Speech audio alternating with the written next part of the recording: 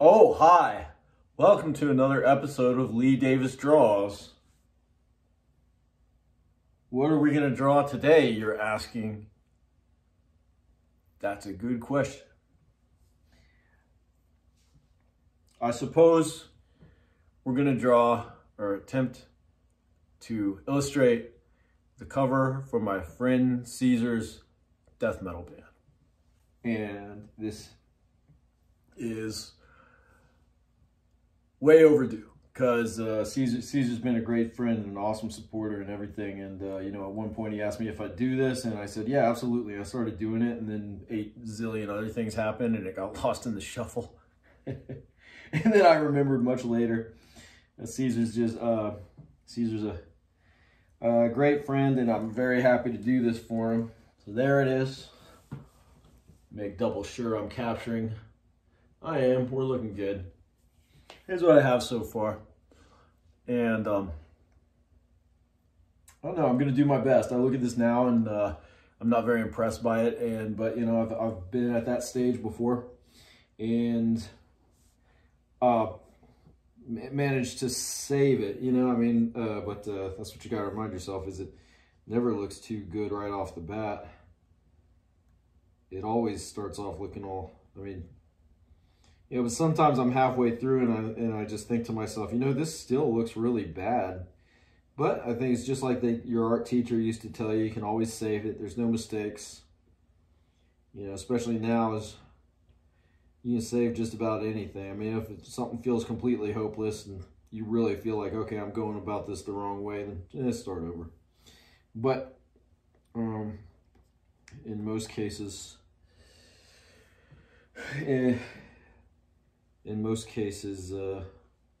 yeah, with digital art, no reason why you can't just keep on rocking. It's so easy to correct mistakes these days.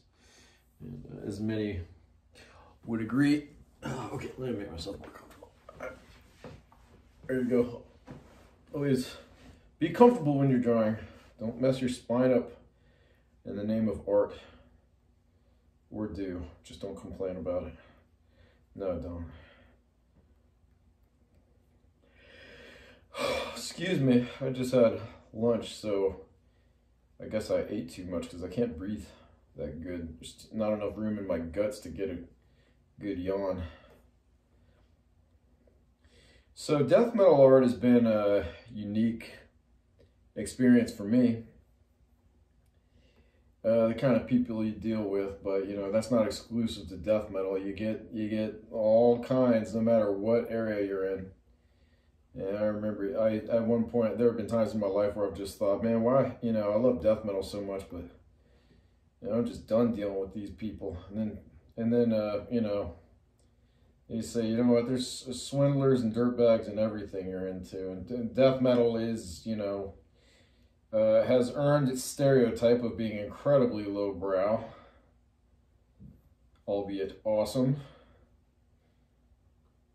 So, you know, so you just say, man, maybe well, what should you get in? If not death metal, then what? Pop punk or something? Yeah, rock's cool, whatever. I got nothing against rock. I don't even have a big problem with you guys that sit around on your acoustic guitars and whine about stuff. You strum your guitar and say, I'm at the crossroads again. Not sure if I ought to go left or right.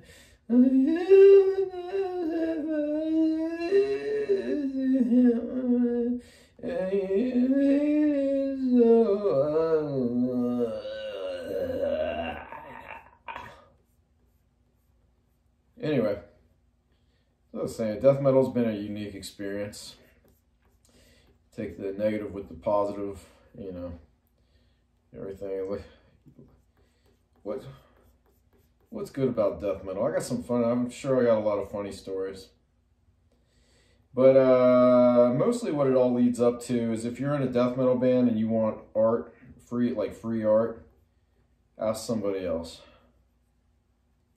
I've had enough bad experiences doing charity work for these young bands that are, you know, just trying to break out. They don't have any money for art, and I've had enough of that. You always think they're going to have some kind of decency to remember you. I have so many stories, and I've told them before. Not recently, though, so you've probably never heard it. I'm going to start out with one guy I really liked, and I mean, I still like this guy. This I'm going to start off with. Maybe this isn't being totally fair. I really like this guy. He was a good friend. I just think he's an awesome dude. But the problem for me was he said he knew I like to draw, and he said we're looking for art for this CD we're putting out. He told me what should be going on, and it sounded really funny. You know, it sounded like very comical, like a really comical scenario. And, you know, I'm like, well, you're familiar. You know, I just assume you want my art, you must be a little familiar with it. I do cartoony stuff, okay? And, sorry. You know, keep getting paranoid. I'm not capturing. Yeah, all is looking well. I'm like, well, you know what you're getting. You know me. You know my art, I'm sure. So, rock and roll. Here we go. And it was like a really comical idea. This is not your typical blood and guts. This is very... Anyway, sorry, I'll get to the point. I just felt like that was worth the point now. I spent 6 hours doing... You know where this is going. They didn't want it, but I mean, I spent 6 hours doing it. I stayed up late into the night, and you know, sometimes I get really into something, and the time, you look at the time, you're just like, oh my good Lord. Oh my good Lord. And I said, but then there's that satisfaction. I got this done, sent it off. How about that, man? Done already. Check it out. Enjoy, man. Keep me posted on the CD's release, and several months later, the CD comes out. There's art that is not mine. It was like I looked at, I mean, it was good art. It was very morbid. It was like nice and creepy looking. Whoever did it did a nice job. And I'm just like, well, you know, here's the thing. It's like, he asked me, you know, full well I do comical stuff. You know, if you didn't want comical stuff, as you're asking me for this very comical scenario, I mean, it's like almost kid friendly. You know, it was nice, and the scenario was yeah, nothing too explicit or anything like that. It didn't sound like it didn't sound like creepy. It didn't sound like something that I was going to try to do creepy art for. But this was definitely creepy art, and it looked cool. I would have attempted something like that. I think I'm decent at doing creepier looking art. I'm pretty sure. I mean, I would have attempted. But no one said so. No one told me to. You know, just here's this funny scene. This is what we're looking for artwork for. Yeah. I mean, I don't know who made the decision, who in the band decided, hey, let's not use this, let's use this other guy's. Like, that is something you need to decide before you ask me, all right? Because that's what ticked me off. I was like, that was 6 years of my life. And, I mean, it's better that you're doing artwork than playing video games, but at least if I played video games, I would have just been relaxing. I probably would have gotten to bed earlier, you know, not getting carried away on an art piece and saying, oh, shoot, you know, it's midnight, why don't I wind down? You know, instead it's like, you know, 3 in the morning or something like that. I'm like, I'm finished. Haha, what a great feeling. They don't use it, so it's just sitting there in limbo. I mean, maybe I'll pop it in the back of a comic as a little bonus someday. Why not? So I got one story you're definitely gonna hear. It's the best one of the lot. Why don't we take a break and talk about the artwork a little bit? I'm using let's save, constantly save. This software has crashed on me before. I have lost work with free Art Rage. You can get it for free, which is awesome. See, even right now, is it going to save? I hope so. Yeah, I'm using Art Rage. I'm using the, I guess this is an oil brush. Got the watercolors, if you see my little spinny blue thinking thing. Yeah, watercolor, oil brush, that's what it is. And man, Art Rage is, I wouldn't say very dynamic, but as far as like replicating real actual paintings, like looking like a physical painting, it's awesome. And having some troubles blending this. So I want to get those lines on heavier, and it's not agreeing. Yeah, I don't like how that's looking. So, what other story? I don't know. There was a rap band called the South Side. You know, I'm not even gonna say their name. They're called Rejects. They're called stupid white boys doing horror rap. We do horror rap, but we ain't from the hood. We white boys. Instead of doing death metal, we be doing rap jumps. It's tight like that. Nah, I'm saying. Yo, check it out. We are a rap band called the Poopy Pants PP Faces, and we be wanting your artwork for our jump. We need a logo for the hibbity jibbity. Why don't you hook the jumps up, and we will be mighty appreciative of that type of jump. Nah, I'm saying. I said, yo, dog, for real. I appreciate that you like my art enough to ask me for the free jump. I will be hooking it up with the quickness. And I made it for them. And they pimped that jumps on their MySpace. It was a while ago, MySpace. And later on, I was trying to represent some advertisements for my art jump to steer people to my MySpace page to check the jumps out and perhaps patronize my jump by potentially following me and I wasn't selling anything at the time, so I guess I just wanted the attention for when I did start selling stuff. But yeah, I was trying to steer people to my MySpace page, so I just took the liberty. I think I asked them first if they would pimp my jump on the MySpace page. Like, yeah, sure. I think I said something. It was so long ago. I'm pretty sure I said something to the effect, yeah, if you can help tell people, spread the word about my art. You know, I got that. They got their art. They used it. They was all, you know, all up on their MySpace jump. And I said, oh yeah, they never heard back from them, you know. So I said, well, all right, cool. You know, I'm gonna post this little ad on your MySpace, and they didn't. Back then, the way it worked, God, I feel old. MySpace, I was like my mid-20s when MySpace was kicking, you know. It's like now a lot of you like were probably like little kids when the days of they're calling MySpace old. I was already anyway, whatever. Sorry. Yeah, you have to like give permission. Like say like someone tried to post this, accept or decline. It worked like that somehow. They apparently declined because like it didn't show up. I'm like, dude, seriously? Seriously? You Southside sissies, why you gotta be trifling? You know, it's just like, dude, I did all this work. You don't say thank you. I mean, you know, why they say support independent artists?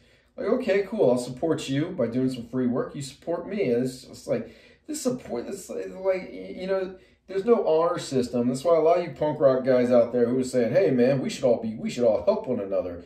And then you get burned because this is the kind of dipsticks you hang out with. You know, it's like, so unless you got a job and you make some money and you then, I mean, I'm too old to be messing with that stuff anyway. I got enough other stuff going on that I can't be like, oh wow, you're trying real hard to do death metal and you want some free art and you said some nice things to me. I guess I better drop everything and spend hours doing a cover artwork for you so you can forget about me right after, like what usually happens. So you know, on the positive side, like I would often, I was a fan of many underground bands, and I wanted to give them art, you know, I wanted to, and I've had some really good experiences with that. And I want to say just off the top of my head, some fantastic friends, and we're going way back, Ern, who I haven't heard from in forever. We're no longer connected on Facebook. I don't know why, but anyway, that's ancient. But Ern from that time was just a totally awesome friend. And more recently, of course, with the Cute and Cuddly Kittens, there's Dave, who's very appreciative and gives me props and shows me love right back for, you know, after I do some hard work for them, that awesome grindcore band, gore grind band, what have you. Great, you know. Yeah, if you're some death metal band and I don't know who you are, and don't come talking to me like, hey, can you do some free art? I mean, it's been a long time since I would have done that anyway. Yeah, some Doom band that was like, yeah, some really cool like sci-fi themed Doom band. I I can't even remember their name. You know, I did some free artwork for them, and they politely forgot I existed after I did that. Yes, screw doing free. Are y'all ready for the best? I don't think we're gonna get this done. I'm doing a lot of texture already. Sorry, guys. Sorry. I think I'll do as much as I can. We're gonna have to hang this up before too long. I'll just show you some texture. I really would have liked to have gotten the whole thing, but this is gonna be a lot more. Okay, this is the best story I have, and it's not best for me because there was very little justice. There's a little ironic justice. The irony in this is like, you can't make this stuff up type irony in my book. It's just like, it was so, the irony was so perfect. And looking back, I kind of wish I'd stuck up for myself a little bit more. I don't like dirtbags. I don't like swindlers. You know, we've all made mistakes in our lives, but these guys were like older than me, and I'm already like, what, 26, maybe older at the time, mid-20s, mid to late 20s. I go to the Maryland Death Fest. And, well, let's back up. I'm living in Columbus, Ohio. Life is miserable. I'll share that part some other time, but man, I was in a bad way. But I had some pens and some paper. And, yeah, I was just in a bad way. I was so broken and messed up just from what had happened to me. But, you know, getting to look forward to getting to go to the Maryland Death Fest was something. But prior to this, yeah, I'd released a CD from my band, Gross. And somehow it ended up in the hands of this one band. I forget where they're from. That's irrelevant. Who even cares? And one of the guys emailed me up and was like giving me mad props, like was being really nice about it. Like some of the jokes I put into the sleeve, you know, he said they really liked that. They've been cracking up about it, and I said, man, it's great when it just felt so good to be appreciated, and someone got a hold of my stuff and got the joke, enjoyed it. You know, it was made on some crappy 4-track, and they even kind of liked that. You know, I thought it was cool, the lo-fi effect. You know, this which we could get into how, like, you know, back when it was really hard to get something recorded and you just used what you had and it would like really stink. The recording would be horrible, but somehow that gave it its own like kind of weird, obscure charm to it. I just felt a very strange sense of deja vu. Maybe it's just telling this story. Yeah, they just really liked it. It was cool. And they said, yeah, I'm in this band. And I said, oh yeah, I've heard of this band. How about that? Getting props from that band. All right. You know, I ended up buying one of their CDs from a distribution. I said, this is cool. I'm getting props from a band like that. You know, it's not some kids, you know, it's a band that's kind of been out there, you know, doing shows, all this stuff. This is neat. They said, we're looking for an art piece. And I didn't have the right tools. And so like, you know, I wasn't really equipped for doing like more elaborate artwork, especially at this time. And, I was like, I was getting a little intimidated. I said, man, I don't want to let these guys down. And, like, yeah, I'll get to it. All of a sudden, Maryland Death Fest was upon me. I get on over there, and I think it's worth mentioning. I've been very depressed. My health was not great. I mean, I was a young man, but I wasn't taking care of myself. I was having a lot of beer nights instead of just the occasional time one off. Like, you know, I was just. Yeah, I was in a real bad way, and my self-esteem, I was just a very weak, and, you know, I could go out and have fun. I was with my friends. It was great, but I was not ready for this. I was very easy to be, I was very weak, and if someone wanted to take advantage of that weakness, it wasn't so hard for them. And it was really hard for me to stand up for myself, and I took a lot of garbage in this particular time. Well, I went to a distribution table and it said like buy 3, get 1 free or something like that. And basically, I'm talking to the guy, and I'm looking at all of this great like gore grind death metal, and the guy says, decisions, decisions. And I said, yeah, really? Whew. I said, okay, I'm going to take this, this, and I guess I'll get this. All right, thanks, man. And he said, okay, do you have an, I handed him it was like 60 or something, I forget, or maybe 40, I forget. At any rate, he said, do you have another 20? I didn't know why he was asking me for another 20. And like an idiot, like just not expecting to be ripped off. I break out, I'm like, oh yeah. I was like, what, are you going to do a magic trick? And he's like, all right, there you go. I'm like, I just handed, he's like, no, you didn't. I'm like, no, I gave you an extra 20. He said, no, see, no, you didn't. And it's like, he's clearly lying. I'm just like, what is going on? I just was not ready to be ripped off. And the way I handled it was horrible. I just said, you know, I'm just like, he's like really pushing me away. And I'm like, oh, okay. And I'm like, did I make a mistake? And I'm like sitting there, and I'm like doing the math in my head. I'm like, no, there is no way that what just happened is legit. And so it's like, what the hell? And like every time I tried to talk to him, he's like, no, it's fine. No, that's what it was. It's just like, dude, you're such a bad liar too. You know, just say, you know, just play it off. You don't have to admit you just tried to rip me off, but just give me my 20 back and say, oh, my bad. You know, I've caught people ripping me off and called them out, and, you know, they pretended it was a mistake. Oopsie doodles. Yeah, but, you know, he's just, no. And like, it was a deflection. Like, every time I tried to talk to him, no, that's what it was. He just, like, start... And it was such a slimy thing to just kind of blow me off every time I attempted to say, hey, you got $20 that, and looking back, you know, obviously hindsight being 20/20, you think like, why didn't I just grab a few more CDs, all that good stuff there, say, well, you're going to keep my 20. I guess I'm going to take, you know, $20 worth of CDs. Just grabbed them, said, no, that's all right. No, I paid for them. No, you know, looking back, I told my brother Bob this story. He said, I wouldn't have stood for that. Yeah, I'd get my money back. And I said, Bob would have, you know, Bob stood up for himself a little bit more. And once again, I was in a bad way. I'd been hurt, like so bad. You know, I was beaten down. Like my spirit was just, you know, at that, you know, it's like I said, I'm not trying to get sympathy, but to understand kind of what was going on here, I did not have self-confidence. I was like really, you know, I was just in bad shape. I was like a whipped dog, and a lot of people could just smell that. You could see that. I was down and out.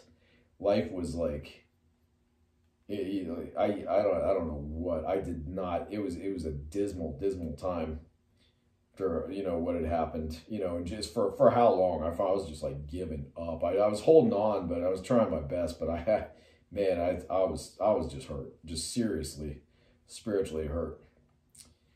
I found God again around the time I was 25. So if you're ever hurting like that, don't look to your fellow man. If you got friends or loved ones or relatives that are there for you, that's awesome. But if you don't, I mean, but you know, even when they're there for you, they're doing God's work. That's the goodness in their spirit that's connecting with you.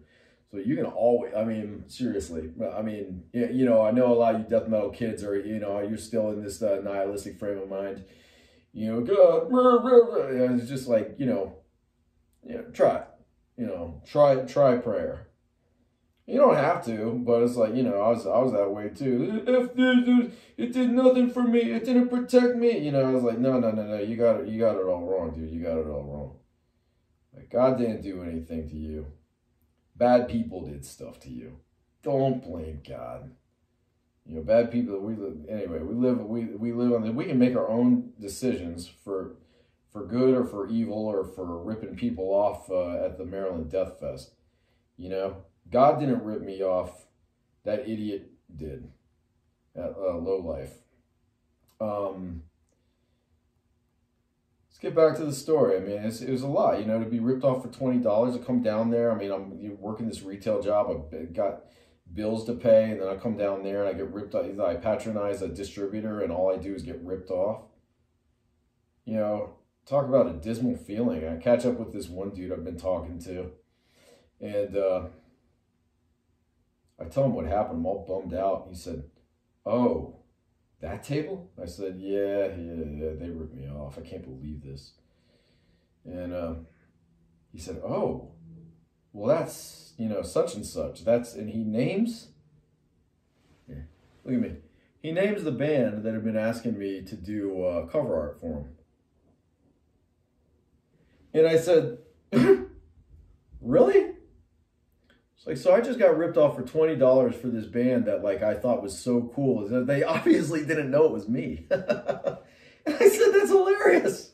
You know, I was still pissed off. You know, oh, did I tell you? I forgot if I mentioned. I waited until the one swindler took off, and I went up to the other guy, and I said, "Hi, yeah, I gave him an extra 20, and he just kept, he's like, what are you talking about, man?" And he said, like, it was such a, he was a BSer too. He starts going through these bills. He said, "I don't see it. I don't see it." Like, I was like, is that what you do? You ask people for more money than you take more money than what they owe. And then you say, like, "Well, where'd the bill go? Where'd it go?" Like, I don't know. You're going through all these 20s, and was I supposed to put red X's on mine before I bought from you? You're such a dirtbag. So I heard that. I said, "Oh man, seriously." I said, "Well, look, you know," and this guy was like cool with them or whatever. So I said, "Hey, if they bring up that art they want, tell them I want $300 for it." That was it. Later, like much later, one of them added me on Facebook, and I was just going through and clearing out all the people who I was like fed up with, and I saw them. I said, "Bye bye." They're still like older than me. It's like, like shock value is behind me, right? I'm done being pissed off. I'm done trying to offend people. I've been done for a long, long time, and if you like kind of like rude, ultra lowbrow kind of humor, and so I'm not going to say you shouldn't do that, but like sometimes I see these people who are doing this stuff, and I'm just like, dude, grow up. And someone would say that to me. I love blood and guts. I love scary, creepy movies, but it's like, I don't want to, there's a line, you know what I mean?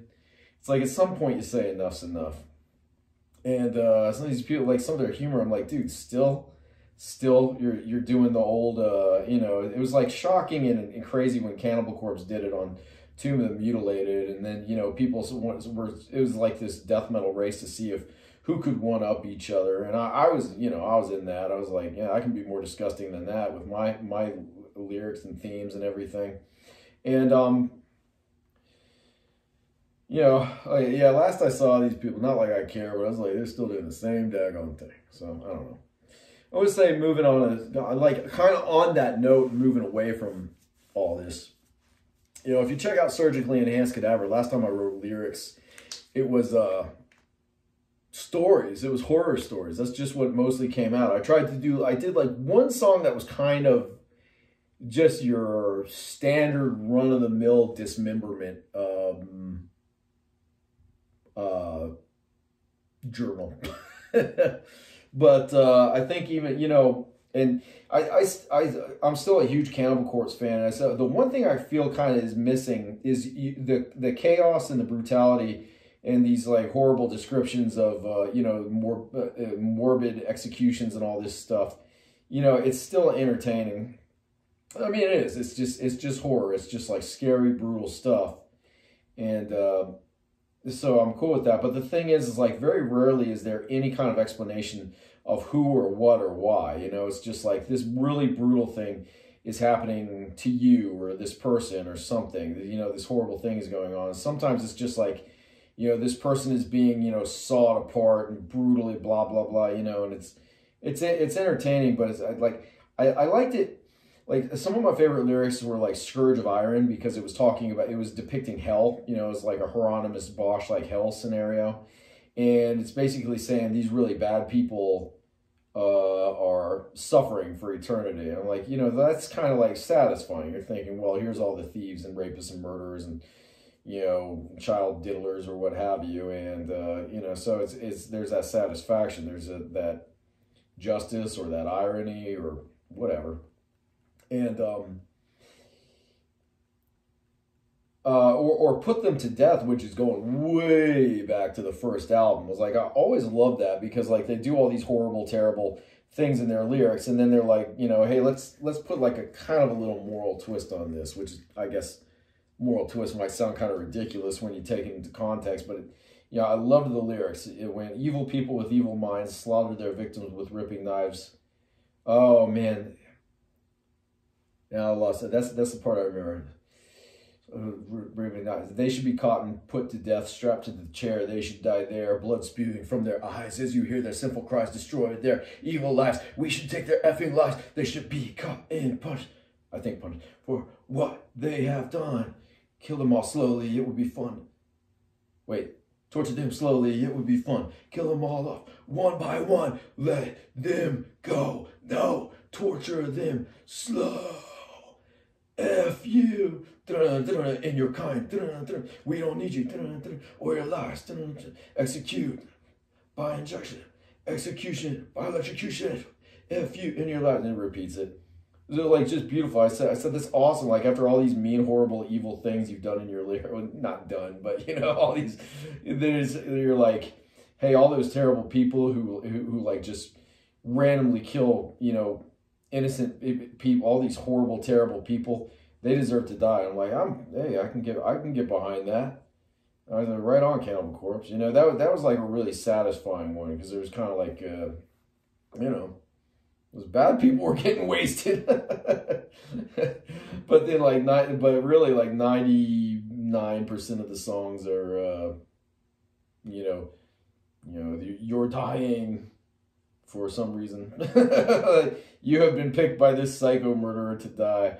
Or you look at 6 Feet Under, Chris Barnes, man, his lyrical, he's been smoking a lot of pot. I'm not going to get real critical of the guy, but it's all like the same like 2 or 3 songs being kind of rehashed. It's all the journal of some maniac killer and just a kind of random mishmash of death and dismemberment and other horrible, terrible things.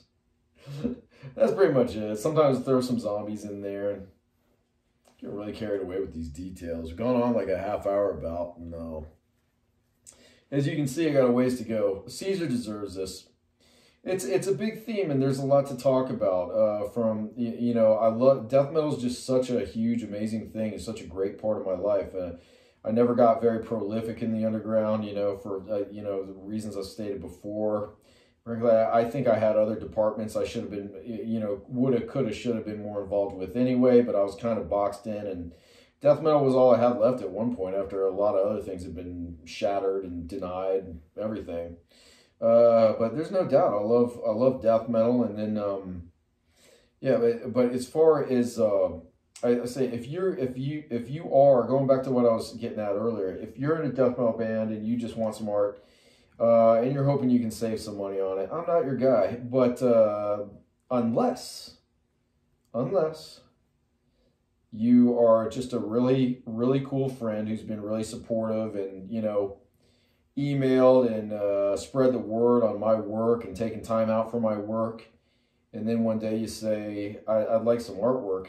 You know, the Caesar asked for this, and he's just the kind of dude. I was just like, absolutely. That's why I feel bad I forgot about. So this is a pleasure, and you know, maybe I can share this elsewhere. I'll share it with an advertisement for his band projects.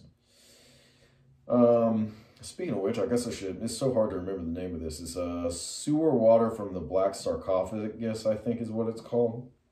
It's the band project, and Sewer Water. If I've kept you in limbo, I sincerely apologize. I hope things have been slow in production and you haven't been held up too much by me taking forever on this. I really hope my slacking or being distracted has not deterred production or enthusiasm for this project. But if so, at the very least, I can do this now for you, and we can get back on track. I want to get things going like this. I would never. Wes Binschotter's an amazing artist, man. I think he's got. I think it's yeah. Binschotter's showing up on like Argento Blu-ray releases. I mean, he's awesome. I mean, it's not a big shocker that they'd pick him, but it's just awesome because I mean, back in the day, he did like cover artwork for Slayer, or more notably to this fan, Broken Hope and Autopsy. And man, he is awesome. There's a guy from Australia, did a little band called Virus, and you know, I interviewed him for my fanzine. It was my Doomed fanzine and all that crap. And he told me one time, you know, we were just writing back and forth, and he said he needed medication for his mental problems or whatever. And I said, man, I didn't know you needed that. I said, hey, look, you know, I don't want to make it sound like, you know, I think that's abnormal or anything. I mean, I'm just really surprised to hear that. I hope everything's good or something like that. And I was just trying to be kind, you know. It's like you share that little detail and like whatever is going on in your life that's hurting you. And I don't know if he misread me or what. And I just got you know, he'd be real curt or whatever. You know, typical kind of lowbrow death metal dude. And I got this message back like, hey, F you, man, I'm normal, or something like that. And me being, once again, like younger and more of a pushover, I said, oh, I didn't really mean you're not normal. I said, and, you know, as soon as you say F you to somebody, that's it. You know, looking back, you know, we maintain communication. I mean, even back then also we were young, and I'd said a lot of stuff I meant like jokingly that I think hurt some feeling. I mean, yeah, I know, so also I'm understanding on that end, but just like, yeah, I don't really think I deserve that F you comment there. But later on, he sent me a book full of Wes Binskotter's art just because he thought I was a nice guy or something like that, I guess. It's weird. Lost touch with that dude. It was nice he sent me the book. The book is vanished. It's been purged. It's gone. But whatever. I got other artwork. I can live with it, but Wes, you know, it also, I don't know what I'm saying. There was some fairly inappropriate stuff. I got my Junji Ito art book, and nothing in that. Junji Ito, you know, Junji Ito in his career that we know about, at least, you know, he never got to, what time is it? Okay, we're doing all right. All of it is, you know, it's scary, it's nightmarish, it's horrifying, but none of it is like feels real gratuitous or, you know, just blatantly disgusting. And Ben Scotter's done some stuff that's just like, oh yeah, that's just gross, dude. That's just smut. I know I don't mean to sound offensive about the guys. Just like, you know, some stuff's just, you know, a little too dirty than what a family man wants laying around. So whatever. You know, well, I say, you know, it's like, you know, if you got a kid that's getting into death metal, I've often thought like, you know, you got to be involved in your kid's life. And even when they start, I just often think back to when I was going through all that, you know, especially after everything I'd gone through, you know, at that point, to expect understanding and whatever is just ridiculous to even consider. But I've often thought, like, you know, how would I handle it if my kid started bringing home, like, Cannibal Corpse? I'd say, like, and let's assume I'm not a person who loves Cannibal Corpse. Like, obviously a guy like me would probably be like, dude, Cannibal Corpse. Let's say my favorite band's like the Grateful Dead or some weak stuff like that. And I was, you know, and my kid brings home Cannibal Corpse. I'd say, all right, you did Cannibal Corpse apparently. You've only got like 13 of their shirts. And you want to do death metal. Cool. First of all, I will help you achieve this dream, but you've got to do good in school. And you've got to shovel the snow in the driveway. And like, well, let's imagine I'm also the kid. I would say, wait a minute. You're saying you're going to help me achieve my dream to make death metal if I help shovel snow and get good grades in school? Oh man. All right, because like, you know, when I was growing up, like mindset, it was basically like, no, your dreams are dumb. Nope, that's a bad idea. Nope, pointless. Don't do that. You can't do that. Nope.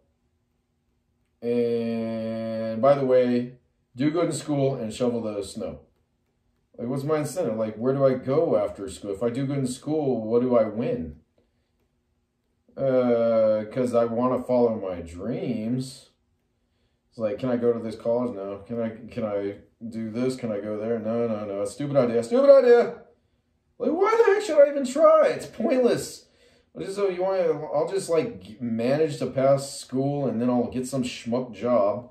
And then who cares? I was like, what's the point? You know, what am I aiming for?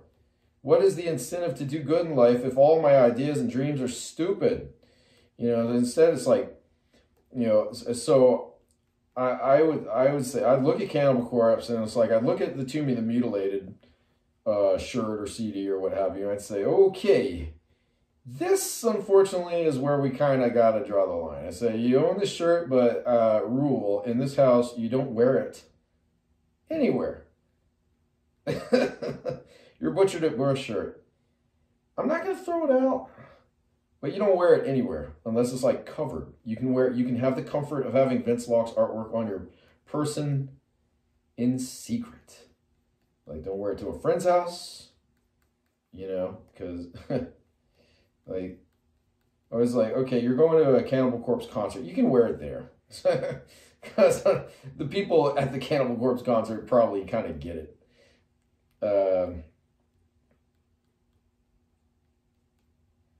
Cannibal Corpse, I actually genuinely, truly, really and truly love their music. It drove me crazy. It goes back to my poser testimonial, or, you know, tirade, is when people, when I see people wearing Cannibal Corpse shirts, and I talk to them for a couple seconds before I realize, oh, they just got this shirt to tick off their parents or to offend random people. They don't even really like the music. That's disappointing. I'd say, yeah, you want to do death metal? You like death metal? I would tell my kid, look, I want to be involved. I'm not into this death metal stuff. I'd rather listen to Jerry Garcia go, we're going to smoke some crack and ride a train, or whatever he's saying about. Like, I'm not into this cannibals and corpses. Yeah, I'm not against you doing death metal. You're doing good in school. You lived up to your promise now. I got you a guitar because you got, like, almost straight A's. Now here's the thing, though. I can't have you, if you want to make death metal, you can't do this kind of stuff. And I say, Cannibal Corpse, they're already there. They're signed. That's their thing. I mean, you know, one day if they decide to grow up and get out of death metal, they, you know, they're going to be carrying around that, yeah, I was the guy who did bass on that album with the dead babies and zombies and stuff on it. But, you know, it was young, it was fun, it seemed funny at the time, it seemed cool at the time. But, you know, that's the speech I'd probably give. I say, you know, do death metal, but, you know, we got to keep it PG-13 rated. It's like, I can't support anything that's going to, you know, these guys do that. Okay, whatever. Not you. You can do horror. You can do scary stuff. But, you know, within limitations, you know, I will vet whatever kind of images or ideas you have for this death metal band of yours. And I might even help you get a demo tape recorded. But I gotta see what's gonna be on it, and I gotta approve. And you know that the Tomb of the Mutilated themes are no go. So anyway, we're texturizing this guy here. It's coming along pretty nicely. Let's save again. This thing there's a lot of information, I guess, so it takes a while to save. Oh, shoot, what time is it? I should wrap soon. Besides that, oh man, might as well just say it. I really gotta pee right now. What is this? Missed call from who? How did I miss that? Oh yeah, my phone's recording me. I don't know who called me. Or another scam call.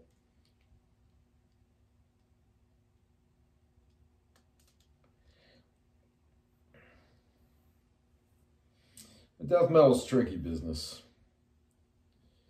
A lot, yeah, because I mean, I still look at a lot of it. I'm just like, yeah, dude, really? And that's the thing, you know. It's music that was kind of born out of just wanting to go into very forbidden territories, you know. So, and a lot of people are just taking it to places that I just don't want to go, you know. Or maybe when I was a teenager, I said, that's so shocking, I love it, you know, something that was so gross and abysmal and horrible. I'd say, man, it's so shocking, so shocking. And then you like kind of grow out of that. And you're like, yeah. I see people just trying to shock and offend. I'm like, eh. Oh, and I was talking about Wes Binscott earlier. And I would not compare my work to his, but I think what I was getting ready to say back there before I distracted myself with my rambling is I get kind of an understanding for his feel, you know. As I kind of get what's his approach. That was a real eureka moment when I said, "Oh man, I think this is how Binscott did it." And I think it was playing around with art rage. You know, is the heavy black lines, and I mean, I guess it's basic for somebody who's like, you know, been to art school, unlike me.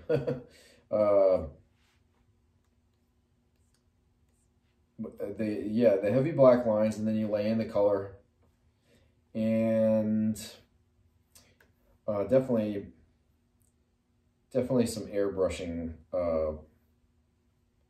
black shade. This is the airbrush tool, and it is awesome.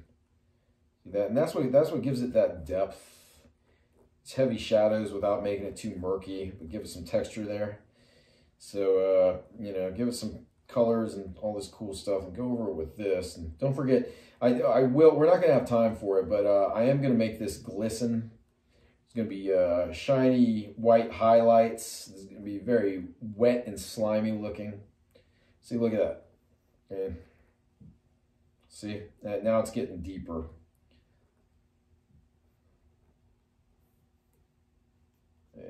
Yep, so far so good. See, and I guess when this part's done, I'll probably, just so you know, the background here is probably going to be a little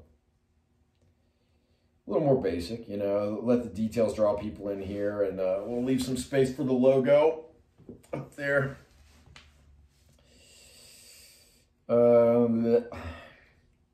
Should be pretty good.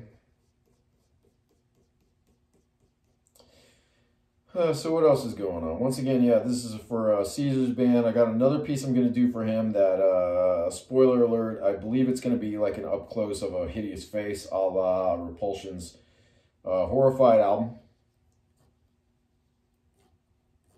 I got more, I'm sure I got other stories of doing artwork and getting burned. Oh yeah, one grindcore band. Ugh.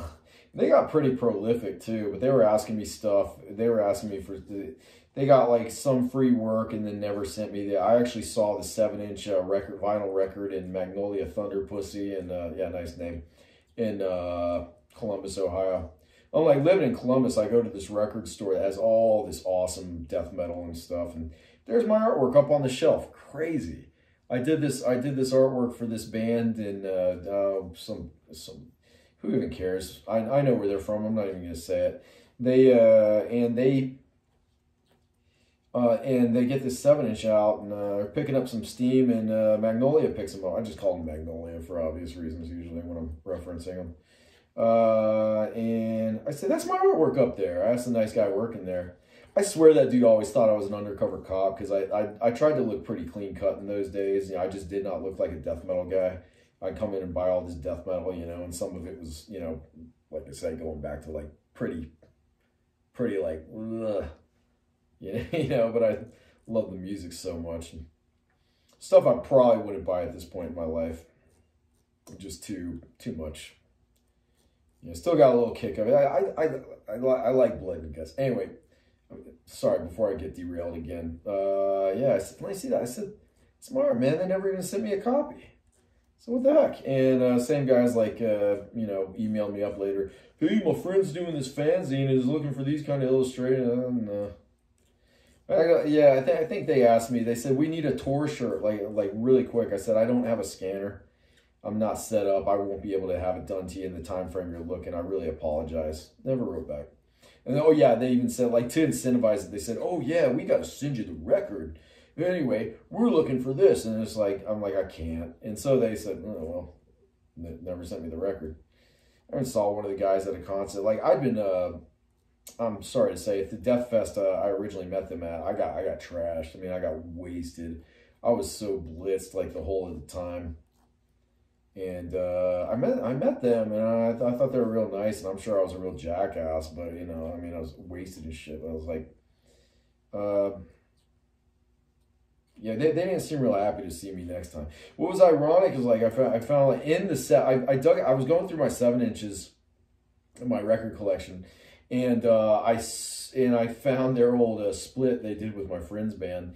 And my friend's band like did really intentionally offensive stuff. They were just trolling PC people. We're going back to like, you know, like the early 2000s.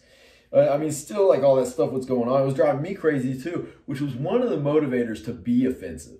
I mean, not just for the love of blood and guts, but back then a lot of people were trying to be offensive because they were tired of these PC Nazis telling them what to do. So like the natural reaction I've talked about this at length. It's the truth. I got so sick of the stuff I was hearing at school. Don't say this word, don't hear that. You just wanted to do it.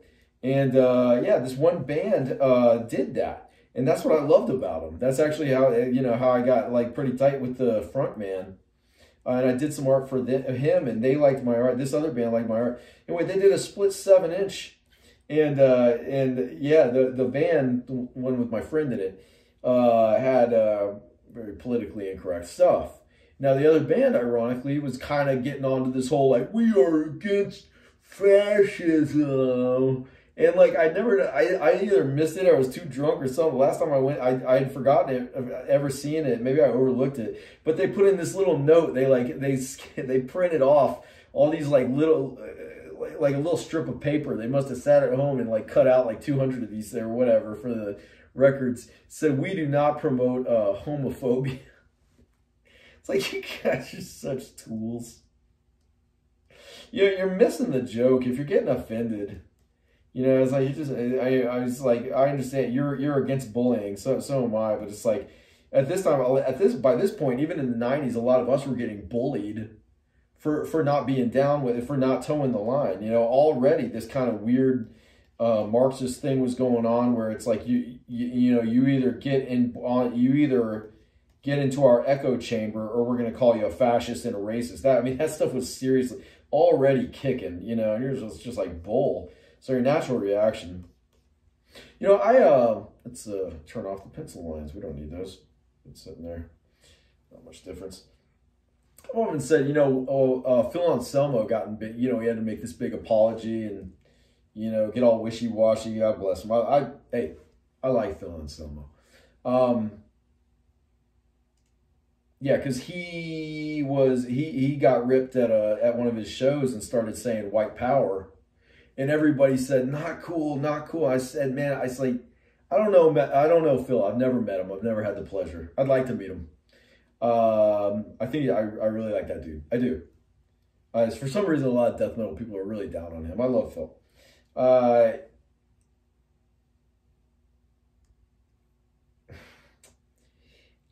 I don't know him personally, but when I heard he said and did this, I was not one of those guys. And a lot of people, like I'm really on the same page with, said what he did was totally uncool. You know, and a lot of people, I think people were like burning their Panteras, all this stuff.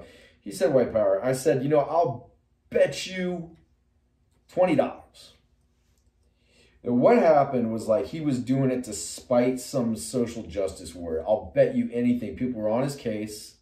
And he did it as a joke to like spite some ninnies that were saying that stuff. And I was listening to an interview, and you know what? Forgive me if I'm wrong. It's been a while, but I think he said almost what he said was, what do you know? There were some idiots over there, some social justice warriors who like to call everything under the sun racist, so they can then prance around and say, we stopped racism by calling things that aren't even racist, and then they can get on social media and say they stopped racism, which they didn't, because there was no racism where they were in the first place. It's like, you know, these idiots, they can go to a KKK rally and try to tell those people why they're wrong, which is one black dude that actually did that. He actually went out and like talked to them and said, you're wrong for this. That's bravery. That's stopping racism. You pussies that are just like shouting racism at like every little thing under the sun. Racism, racism, racism. You're nothing. You're a tool. Get over it. But yeah, someone was calling Phil Anselmo racist. And that's the way I remember it. I'd have to look up the interview. So if I'm getting any of these details wrong, forgive me. But I'm pretty sure what he said is they were calling him a racist and calling him names and just like ripping on him. And just to spite him, you know, I believe he was drunk, you know, and I've been there before. You say stuff. And he starts saying, white power, white power. And I swear, it's like, I honestly and really and truly, I do not believe Phil Anselmo was a racist. Don't. You know? And you know, obviously everything's getting super duper sensitive. I look back and I kind of remember Phil like trying to address it. He was tired of talking about it, but I kind of wish, I wanted to say, like, Phil, be careful of apologizing. You know, it's like, you say, come out and say, no, just say, I'm not for white power. I was trying to spite some idiots there who call me a racist. So like, just to get their goat back, I started saying that crap.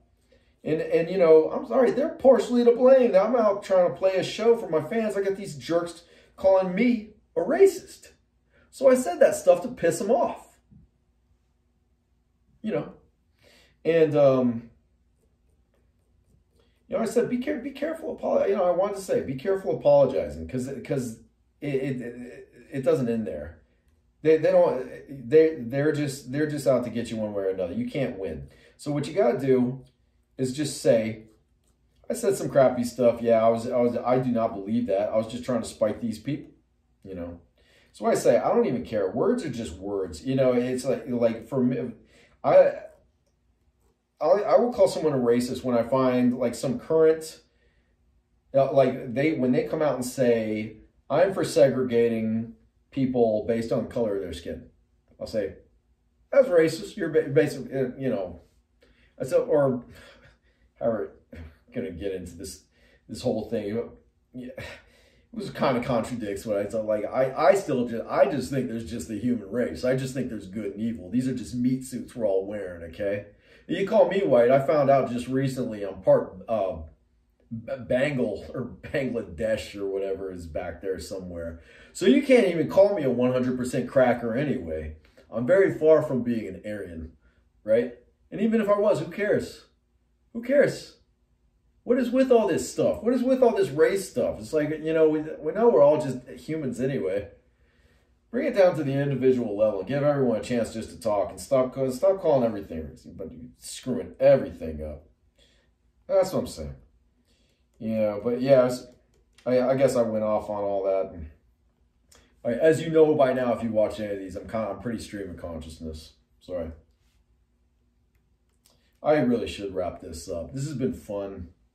I'm kind of lit though. I got a lot of adrenaline. I do have to pee real bad, but I'm trying to think. You know, maybe if I'd just carry on with any more of that stuff, watch a little more drawing.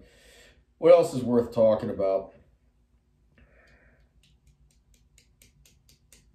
Oh, we neglected this skull. Why don't we give him a little color while I'm trying to figure out what other things I wanted to talk about today. Good news, I got a brand new bike, and it is awesome. I got some other good news. I don't want to jinx it because I won't say exactly. I'll just give you 2 letters and a number, and you can figure it out on your own. All right, ready? PS5. Can you figure it out? Maybe not, but that's all you're getting. Yeah, I don't want to jinx it. I found a fairly decent, and it says it's been sent, so is there any wood to knock on? No. Oh, wooden head. It gets here safely, safe and sound, and you know, beyond that though, I'm pretty psyched because Dying Light 2 is upon us. I wish I was saying the new Silent Hill game, but that's still... I think if any of you Silent Hill fans, I think it's coming.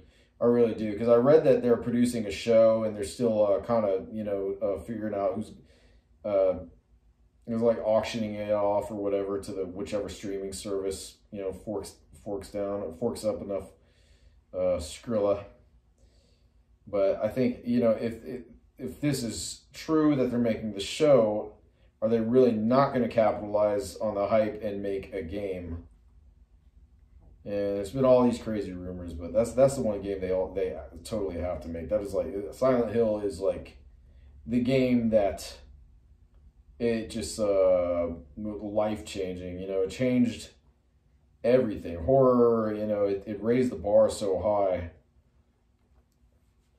It's so, I mean, even though I guess the last couple installments weren't great, parts 1 through 4 just freaking profound. 5 and 6, Homecoming and Downpour, good games, good enough, worth playing. You know, good.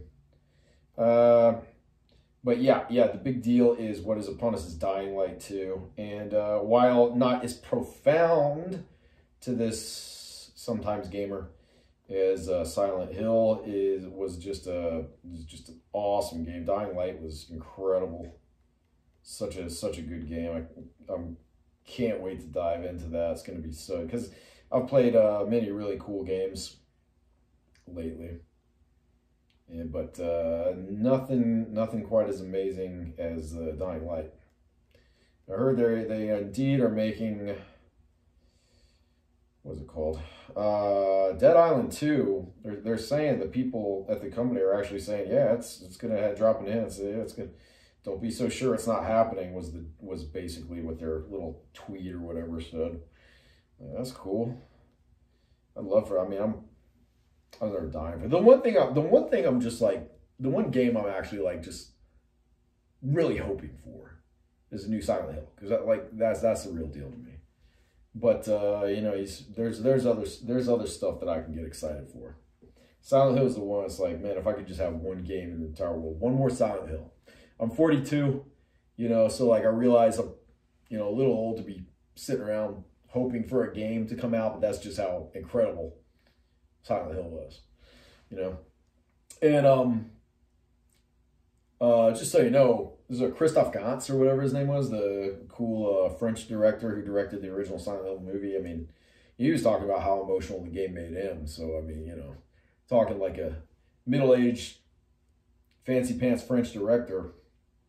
I mean, you know, not like that automatic. It just further backs my point that Silent Hill is a profound piece of artwork. Amazing story. Incredible.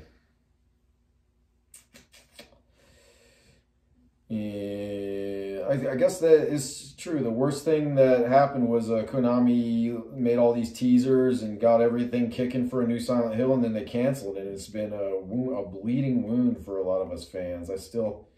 It just hurts, you know, because you know, I can accept that they're not going to make something more than something. It's what I went through with Rambo. Even though the last Rambo wasn't like the best, I didn't like it anywhere near as. I liked it quite a lot, just not as much as Rambo 4. The thing is, there was, you know, Sly kept on teasing that there was going to be a new Rambo. I said, and I got so jacked up for it, you know, just so lit up for a new Rambo, and then I hear no Rambo. It's just too much. You know, I can't do it. No, it's just nah.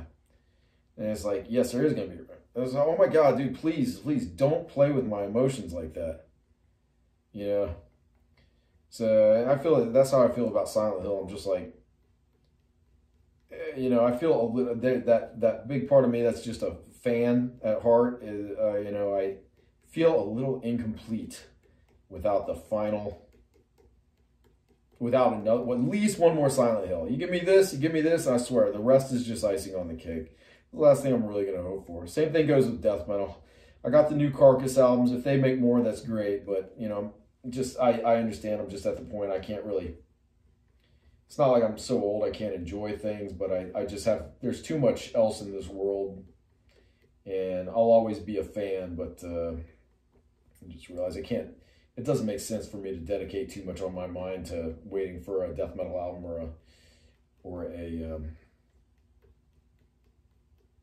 video game to come out, no matter how profound. That last Cannibal Corpse was awesome. Violence Unimagined, awesome album. You know, to this day, I kept on wondering, the bleeding had this special something to it, you know? Cannibal Corpse is the bleeding. that kind of is unmatched. You know, they've had so many great albums. The Bleeding I bought right before a huge switch in my life when things were not getting ready to go better, but in my 15-year-old's mind, I was really, really hopeful. I had huge dreams as we were moving back to Virginia. I mean, I didn't know how bad things were going to get, but it was highlighted by the music. You know, it brings it back so much, that time in my life. I remember going to Marion, Virginia, and getting ready to finally settle back down in Northern Virginia.